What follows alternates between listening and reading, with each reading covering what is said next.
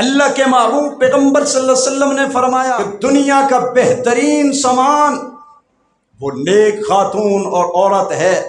یہ خاتون اور عورت خود بہترین سامان نہیں، یہ امت کو بہترین سامان تیار کر کے بھی دیتی ہے، معاشرے کی اصلاح کرنے کے لیے، بگڑے ہوئے معاشرے کو سنوارنے کے لیے ایسے رجال پیدا کرتی ہے یہ خاتون اور عورت، ایسے مرد قلندر پیدا کرتی ہے، ایسے درویش پیدا کرتی ہے کہ معاشرے میں جہاں بغض، نفرت، عداوت، بدعت اور رسومات کی آگ لگی ہوتی ہے، وہاں سے وہ نفرت، بغض، عداوت، بدعت اور رسومات کو ختم کر کے حضور کی سنتوں کے چراغ روشن کرتے ہیں، وہاں وہ حضور کی سنتوں کی سپرے چھڑکتے ہیں جس سے بدعت اور رسومات کی بدبو ختم ہو جاتی ہے۔ تعفن زدہ یہ معاشرہ یہ خوشبو سے معطر اور منور ہو جاتا ہے۔ یہ ہاتھ پیچھے کس کا ہے؟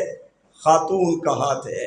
مگر آج لبرل قسم کے لوگوں نے خاتون کے معاملے میں افراط و تفریط جو ہے وہ اختیار کی ہوئی ہے۔ آج ہمارا معاشرہ خاتون کے معاملے میں افراط و تفریط کا شکار ہے۔